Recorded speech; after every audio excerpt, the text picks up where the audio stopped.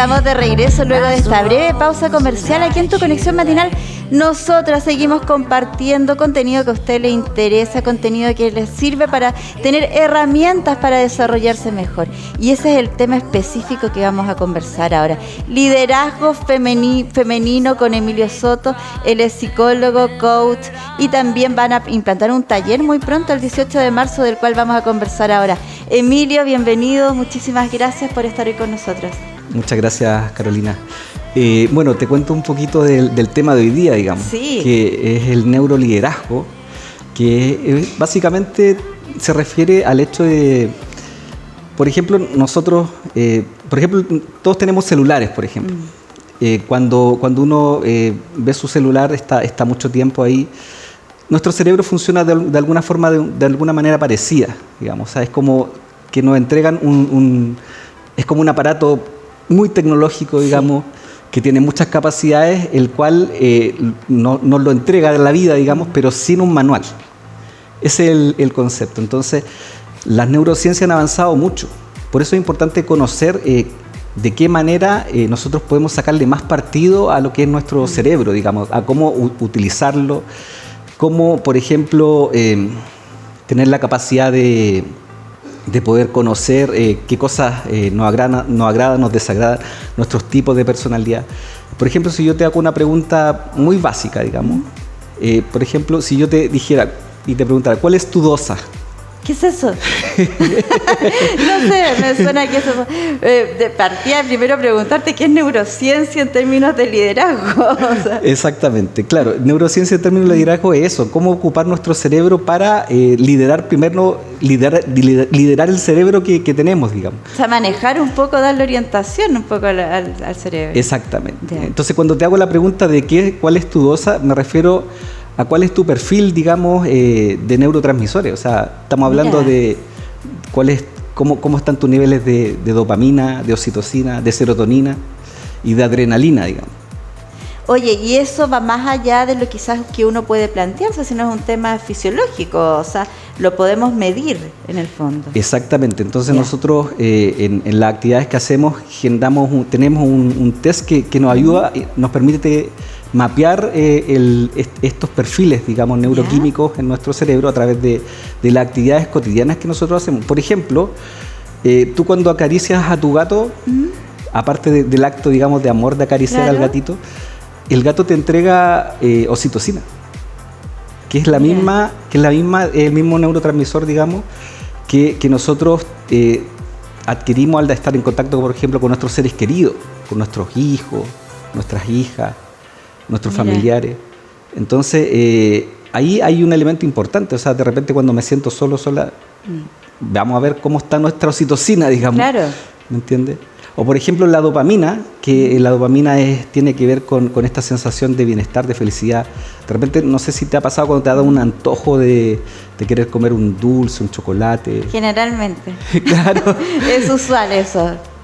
Claro, eso exactamente tiene que ver con los niveles de dopamina, o sea, de alguna forma la sensación del cuerpo de necesitar un estímulo placentero. Y eso está ligado a muchas otras actividades, o sea, no solamente digamos, al probar un chocolate, sino que tiene que ver tal vez con, por ejemplo, el mismo celular.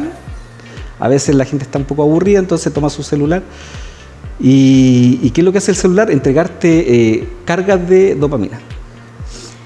¿Cómo así? O sea, el celular en el fondo te te distrae, te lleva a un estado quizás de no tener conciencia o de no tener como atención frente al dolor o frente a lo que pudieras estar sintiendo que es más negativo. Exactamente. De hecho, la dopamina justamente lo que hace es inhibir un poco estas sensaciones de tristeza o de dolor, pero son momentáneas. Entonces, de alguna forma empezamos a tal vez transmutar este vínculo, digamos, con las personas al aparato. Entonces, claro, eso puede ser una recompensa momentánea, pero también hay que cultivar otras formas de, por ejemplo, tener nuestros niveles de dopamina regulados. Por ejemplo, el mismo tema de la serotonina. La serotonina tiene que ver mucho con el hecho de que tú, por ejemplo, cuando adquieres reconocimiento social, por ejemplo, si en algún momento tuvieras una muy buena noticia laboralmente hablando. ¿Ya? Por ejemplo, mira, te vamos a subir el sueldo, te vamos a... Sería maravilloso. Eso te genera una carga de serotonina muy importante porque tiene que ver con el reconocimiento social. Claro. Entonces hay formas en las cuales todos estos elementos se van conjugando y justamente cuando pasa lo contrario, cuando pasas por un problema, digamos, de cualquier tipo, ya sea relacional o ya sea, digamos, económico, tu serotonina baja. Y eso te impide tal vez iniciar acciones respecto de planificar otras cosas, por ejemplo. Entonces se crea una especie como de círculos viciosos, los cuales es necesario tener detectados. Y por otro lado, la adrenalina, que es un elemento muy importante. La adrenalina, por ejemplo, nosotros en algún momento consideramos que, o sea, tenemos muy altos niveles de adrenalina en algún momento, o sea, por producto de temas laborales, Claro. Principalmente. Entonces, cuando tu carga de trabajo es mayor, tu adrenalina se dispara.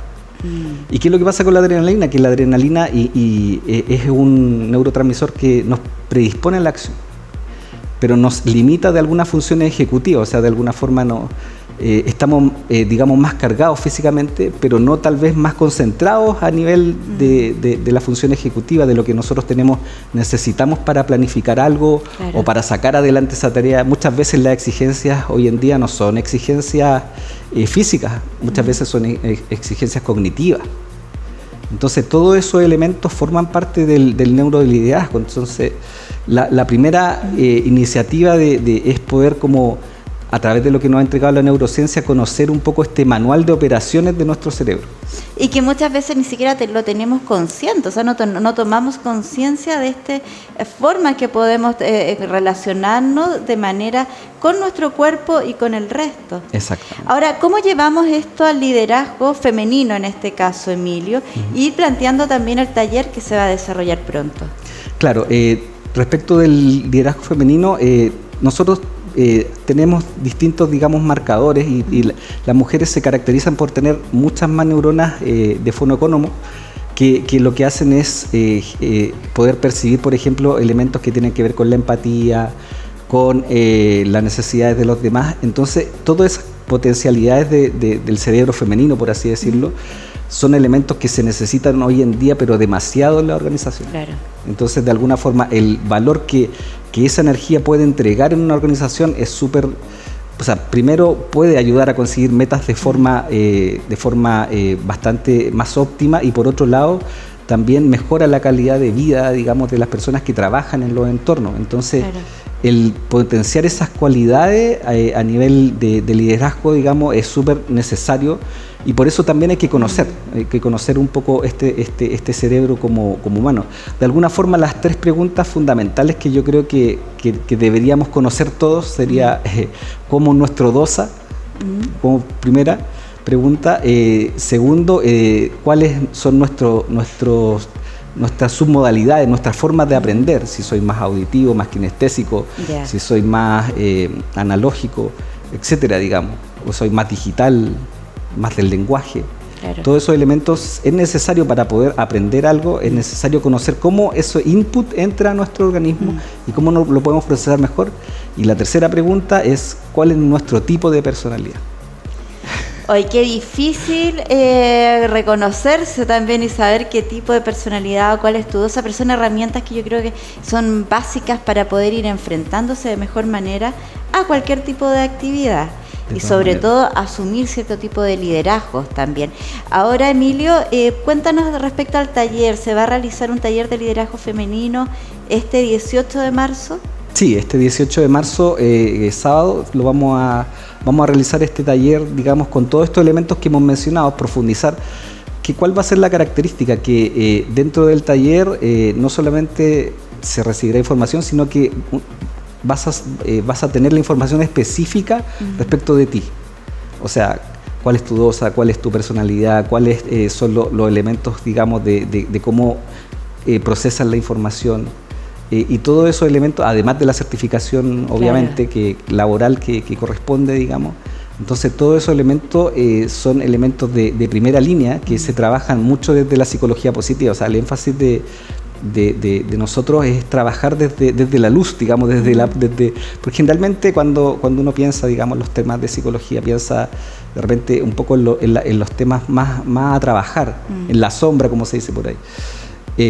Pero las potencialidades que tenemos las personas y que pueden poner puestas en práctica generan un importante nivel de avance y de desarrollo. Y de esa forma nosotros podemos avanzar mucho más en muy corto tiempo y regular, por ejemplo, los estados emocionales, regular muchos elementos que tal vez en algún momento pareciera que se nos escapan un poco, digamos, por la vorágine, por todo esto que hemos hablado, pero son súper necesarios. Entonces el taller va a estar súper orientado también a lo que es el liderazgo femenino propiamente tal. Vamos a tener también la experiencia de algunas lideresas femeninas, digamos, buenísimo, que nos van a acompañar y de alguna forma poder entregar esos elementos a la comunidad. Es algo que es una oportunidad que de alguna forma hay que aprovechar, sinceramente hay que aprovecharlo porque son herramientas de última generación en lo que estamos en desarrollo de terapia y también de desarrollo personal. Qué importante tener estas herramientas y poder contar con ellas para desarrollarnos mejor. Emilio, felices de haber compartido este tema contigo y también poder dejar invitado a todos que este 18 de marzo se va a realizar. Está apareciendo en pantalla todos los datos para que puedan inscribirse, sí, tanto claro, de manera por WhatsApp o también ahí por correo electrónico pueden hacerlo y contactarse y asistir. Sí, tenemos una preventa con un descuento bien importante para los que se motiven inicialmente, entonces aprovechar esa oportunidad. Buenísimo. Sabemos que marzo es un mes complicado, pero por lo mismo tenemos estos descuentos que van a ayudar harto y que de alguna forma va a ser una inversión, pero en términos de salud mental, sobre todo para sobrellevar este estrés inicial del año, como empezamos el año como con harta energía y con harta buena vibra y sobre todo con elementos que nos permiten orientarnos hacia las metas que necesitamos y que queremos.